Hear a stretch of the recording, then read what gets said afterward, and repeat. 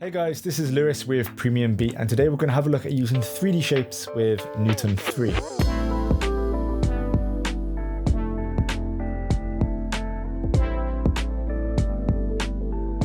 In our previous Newton 3 tutorial, we had many comments asking for more tutorials on the plugin, but one in particular asked for more of a rundown on a specific effect rather than a basics A to Z tutorial. So that's what we're going to do today. We're going to have a look at using 3D shapes inside of Newton 3. And if you know about the plugin, you know that's a little bit of a contradiction because the plugin only accepts 2D shapes and text. It's a 2D physics simulator. Doesn't accept pictures, doesn't accept 3D objects. So today we're going to have a look at how we can work around that issue somewhat. First of all, if you haven't watched the 10-minute basics tutorial, please do so now. This is a very complex plugin with lots of parameters, but for the most part, those 10 minutes will get you going with the basics of the physics simulator. So this is what I have. It's a mock-up to be placed under the YouTube end cards to give them a little bit more flavor. And using Newton's 3 physics sim, we can do just that.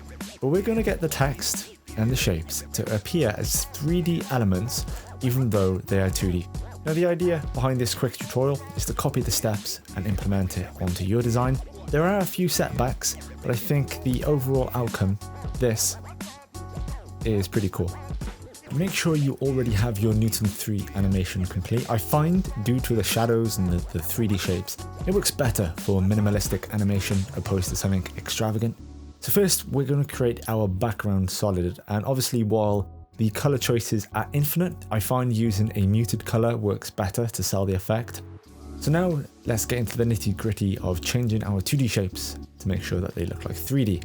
First, select our shape layer, and we're going to change it to a 3D layer. Expand the settings, and then open up the geometry parameters and change the extrusion depth to 250. But this can be set to whatever is needed to suit your shape layer.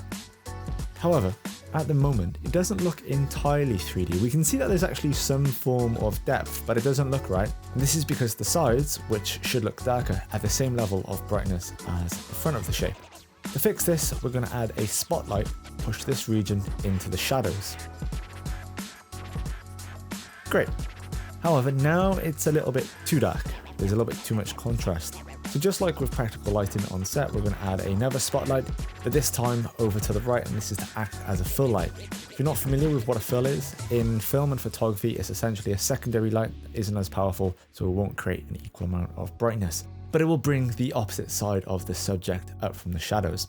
This looks like a three-dimensional shape. However, it lacks one crucial feature, the shadows, which are being cast from the light. Now, we could spend all day in trying to sort this out, and believe me, I've tried. Therefore, what we're going to do is create a shadow effect instead of trying to emulate shadows from the light and the shape layer. To do this, we're going to add 3 effects. First, we need to duplicate our shape, and then turn off the 3D layer mode from the duplicated layer because the effects won't work properly on a 3D layer. And for the time being, we're going to turn off the original layer so we can see what we're doing. First effect is going to be fill. And for the color, we're going to sample the background. Instead of making it pure black, we're just going to find a darkened version of this hue. There you go, that's fine. We're then going to add a CC radial fast blur, increase the amount to 100. You're going to change the zoom to brightness and change the center to the top right or whatever the key light is in your composition. We're then going to add a CC composite to bring our color scheme back. And perhaps for your project, you could maybe stop here. It's not fully three-dimensional, but there is that effect to some extent, I guess. But we're going to turn on the 3D layer. There we go. Perfect. So we're then going to turn on our text shapes. We're going to duplicate the text and add them to a pre-comp. We can add the shadow effects from our duplicated shape layer and then add it to the text pre-comp. And the reason why I'm doing this is because if you're using a lot of text shape, it's just incredibly easier to manage within the timeline. Now, I do recommend decreasing the blur length of the text, depending on the style you're going for, of course. And we're then going to copy the geometry properties over to the text, but of course, remember to turn on the 3D layer mode, otherwise you won't be able to find the geometry option. Ooh, okay, so the text geometry, that's far too deep for the text, so I'm going to decrease this. The reason why, in this particular circumstance, I conformed the settings to the static square as opposed to the text that has the Newton 3 properties is that it allows me to properly configure the effect on a larger scale.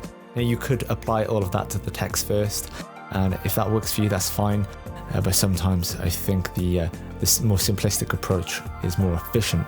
Now, you won't have to animate the shadow, aka the radial fast blur, because it moves perpendicular to where you've positioned the center placement, so that's pretty neat. And this is the foundation for making your 2D shapes appear 3D that have been animated within Newton 3.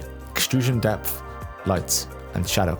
It's not perfect. We're not going to be able to get shapes to be moving around and rotating in 3D space without using additional plugins, but for simple shapes and text, I think this is your best step.